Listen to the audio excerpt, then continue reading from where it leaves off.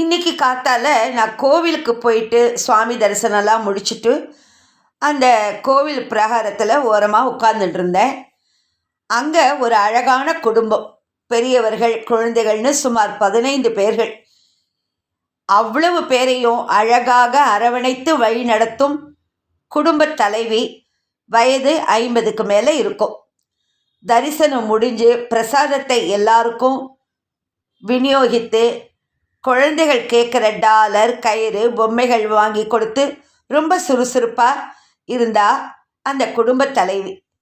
எல்லாம் முடிந்தவுடன் எல்லாரையும் காருக்கு போக சொல்லிட்டு தன் கணவரோடு தனிமையாக பிராகாரத்தில் இருக்கும்போது அந்த முகத்தில் ஒரு களைப்பு தெரிஞ்சுது. காலையிலேருந்து பம்பரமாக வேலை செஞ்சிருப்பார் போல. தன் கணவர் கிளம்பலான்னு எழுந்திருக்க முயலும்போது சித்தை இருங்க அப்படின்னு சொல்லிட்டு ஓய்வாக பிராகார தூணில் சாய்ந்து உட்கார்ந்தார். கண்ணை மூடி தூங்குவது போல அமைதியாக ரிலாக்ஸ் செய்து கொண்டார்.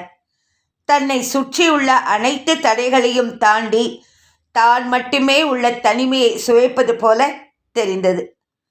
அமைதியாக ஒரு 10 நிமிடம் பின் கண் திறந்தவர் சுறுசுறுப்பாக, களைப்பு எல்லாம் நீங்கியவராக கணவரோடு வேகமாக நடக்கத் தொடங்கினார்.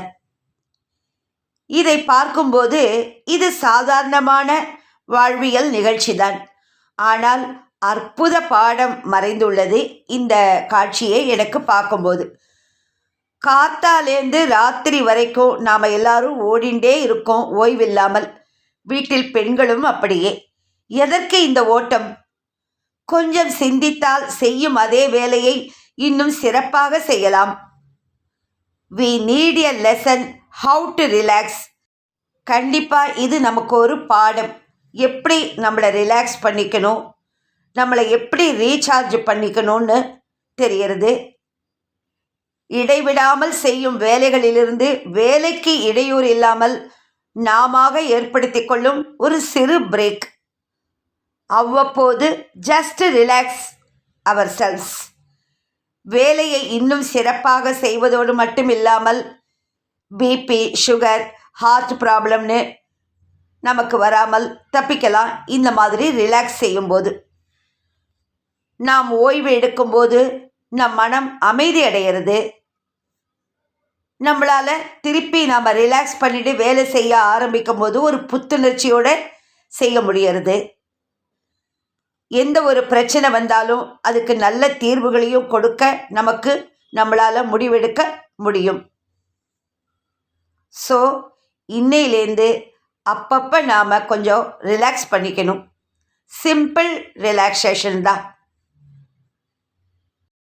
இதை தொடர்ந்து இன்னொரு அருமையான விஷயத்தை உங்கள் எல்லாருக்கிட்டையும் ஷேர் பண்ணிக்கலான் இருக்கேன். அதாவது, நம்மள நிறைய பேருக்கு தாங்கிற ஒரு அகங்காரம் உண்டு. நம்ம தான் எல்லாமே செய்கிறோம், நம்ம தான் அவனுக்கு வேலை வாங்கி கொடுத்தோம், நம்ம தான் அவனுக்கு படிப்பு சொல்லி கொடுத்தோம், அவன் பணக்காரனானதே நம்மளால தான் காசு பணம் அவனுக்கு வந்தது. இப்படி நான் நம்ம நிறைய பேர் சொல்கிற ஒரு இதை பார்த்துருக்கோம், சொல்கிற ஒரு வழக்கத்தை பார்த்துருக்கோம்.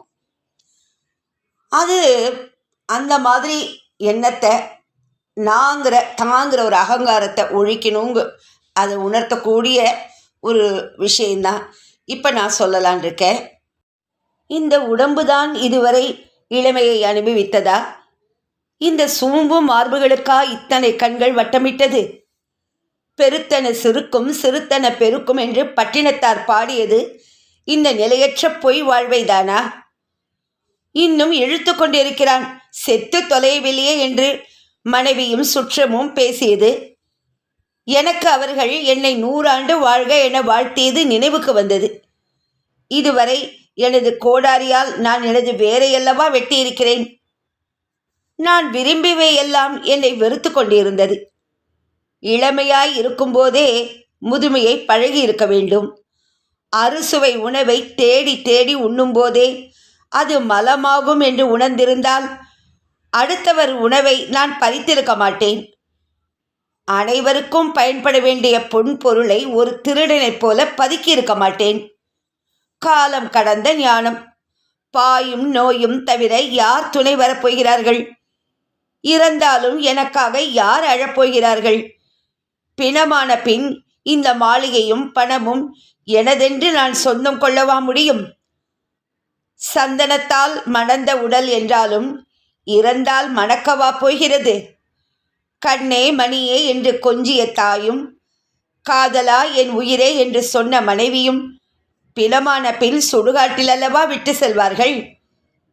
பிரிய மாட்டேன் என்று சொன்னவர்கள் பிணம் என்று வீசி சென்ற பிறகு மண் என்னை பார்த்து, மகனே நான் இருக்கிறேன், என் மடியில் வந்து உறங்கு என்று என்னை மார்போடு தழுவிக்கொண்டது. உங்கள் உடலில் இருக்கும் ஒவ்வொரு உறுப்பும் நீங்கள் உயிருடன் இருக்கும் அத்தனை நாளும் பயன்படுத்தவே படைக்கப்பட்டிருக்கிறது. அதனால் வயதானால் அந்த நோய் வரும், வயதானால் இந்த நோய் வரும் என்று சொன்னால் தயவு செய்து நம்பக்கூடாது. நம் கூடவே வாழும் மிருகங்களை பாருங்கள். மரணம் வரும் வரை தன் வேலைகளை தானே செய்து கொள்கிறது. எந்த பறவைகளும் தனக்கு வயதாகிவிட்டது என்று தன் குஞ்சிடம் சாப்பாடு கேட்பதில்லை. எந்த மாடும் படுத்துக்கொண்டு தன் கன்றிடம் தண்ணீரோ உணவோ கேட்பதில்லை. மரணம் அடையும் நாள் வரை ஆரோக்கியமாக சுயமாக தன் வேலைகள் அனைத்தையும் எல்லா மிருகங்களும் விலங்குகளும் செய்கின்றன. மனிதர்கள் மட்டும்தான் வயதானால் நோய் வரும், இயலாமை வரும் என்று நம்பி அடுத்தவர்களை எதிர்பார்த்து வாழ ஆரம்பிக்கிறார்கள். நன்கு ஞாபகம் வைத்துக் கொள்ள வேண்டும். முதுமை என்று எதுவும் இல்லை, நோய் என்று எதுவும் இல்லை, இயலாமை என்று எதுவும் இல்லை. எல்லாம் நம் மனதிலும் அதன் நம்பிக்கையிலும் தான் இருக்கிறது. சிந்தனையை மாற்றுங்கள், ஆரோக்கியமாக வாழுங்கள். நீங்கள் எதை நம்புகிறீர்களோ அதுவாகவே ஆகிறீர்கள். நான் நான் நான் நான் சம்பாதித்தேன், நான் காப்பாற்றினேன், நான் தான் வீடு கட்டினேன், நான் தான் உதவி செய்தேன். நான் உதவி செய்யலைன்னா அவர் என்ன ஆகிறது? நான் பெரியவன், நான் தான் வேலை வாங்கி கொடுத்தேன், நான் நான் நான் நான் என்று மார்தட்டி கொள்ளும் மனிதர்களே, நான் தான் என் இதயத்தை இயக்குகிறேன் என்று நம்மால் சொல்ல முடியுமா? நான் தான் என் மூளையை இயக்குகிறேன் என்று நம்மால் சொல்ல முடியுமா? நான் தான் என் 2 கிட்னியையும் இயக்குகிறேன் என்று நம்மால் சொல்ல முடியுமா? நான் தான் என் வயிற்றில் சாப்பிட்ட உணவில் இருந்து சத்துக்களை தனியாக பிரித்து இரத்தத்தில் கலக்குகிறேன் என்று நம்மால் சொல்ல முடியுமா? நான் தான் பூக்களை மலர வைக்கிறேன் என்று சொல்ல முடியுமா?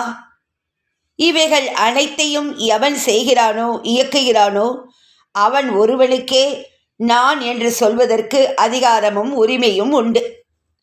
ஆகையால் நான் என்ற அகந்தையை விட்டு எல்லோரிடமும் அன்பாக இருக்க வேண்டும். நமக்கு மேலே உள்ளவனை பார்த்து ஏங்காதே, தாழ்வு மனப்பான்மை வரும். நமக்கு கீழே உள்ளவனை ஏளனமாய் பார்க்காதே, தலைகனம் வரும். உன்னை யாரோடும் ஒப்பிடாமல் நீயாக இரு, தன்னம்பிக்கை வரும். ரொம்ப ஒரு அருமையான கருத்தை நாம் இதிலேருந்து தெரிஞ்சுக்கிறோம்.